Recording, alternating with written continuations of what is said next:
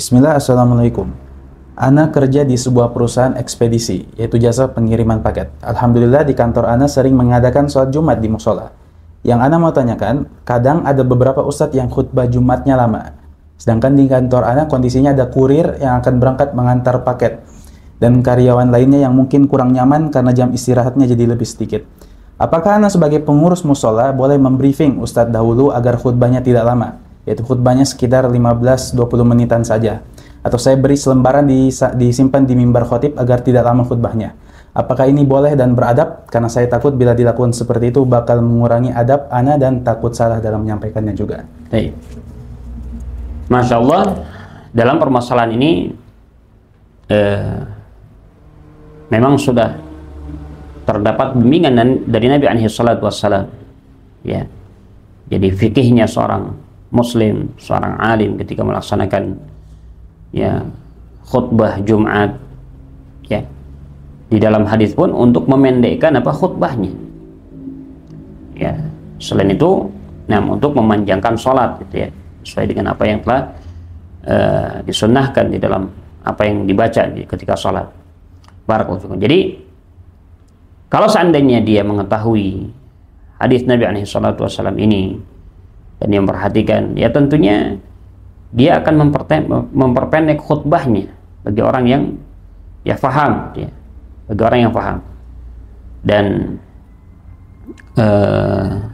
kalau kita pun melihat merujuk, ya, di tempat-tempat yang jelas mereka melaksanakan Islam, ya, bahkan disitulah ya Islam tersebar di Saudi, ya, di kota Makkah, Madinah. Kita melihat para imam yang melaksanakan sholat Jumat di sana dengan khutbah yang sangat-sangat ringkas, gitu ya. Hanya sekedar 2 khutbah saja, kadang 15 menit, gitu ya. Atau hanya 10 menit atau tidak lebih tidak lebih dari itulah. Beda kalau seandainya seseorang menyampaikan ta'lim, ya, ilmu yang memang seorang sudah bersiap-siap untuk mengambil ilmu yang banyak di sana. Beda dengan seorang melaksanakan khutbah kaum muslim yang ikut khutbah Jumat.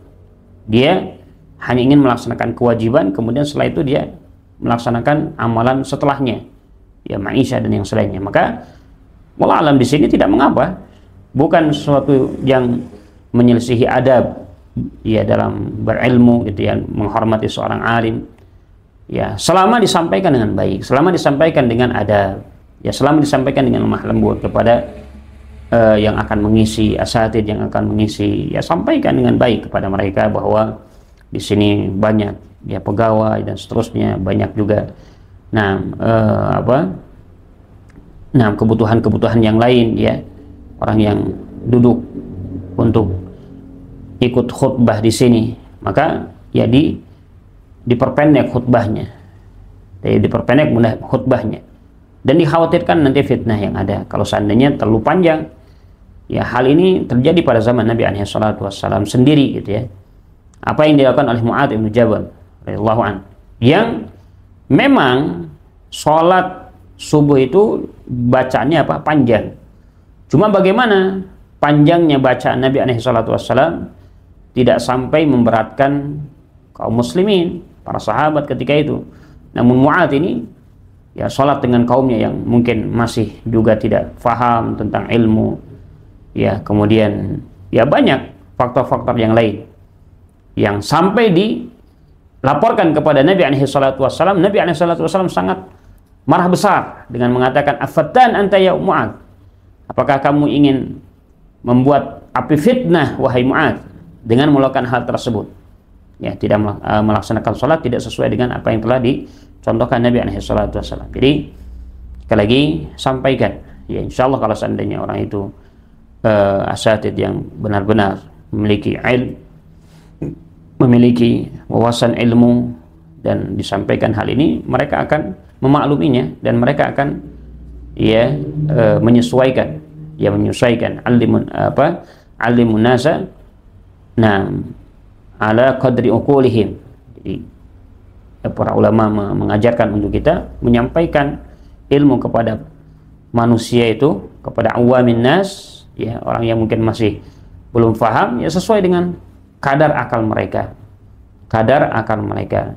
Nah, ini juga mungkin nasihat bagi anak sendiri, ya, dan juga yang selainnya mungkin untuk ya melihat hal ini, melihat keadaan yang ada, kemudian apa yang diajarkan Nabi SAW, jangan sampai memberatkan kaum muslimin.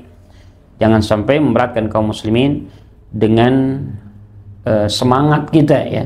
Walaupun itu kebaikan, namun ya jangan sampai kebaikan tersebut berubah, ya, merusak apa yang harusnya menjadi maslahat, ya, tersampaikan ilmu malah menjadi mafsadah yang lebih besar. Wallahu a'lam bishawab. Barakallahu fikum.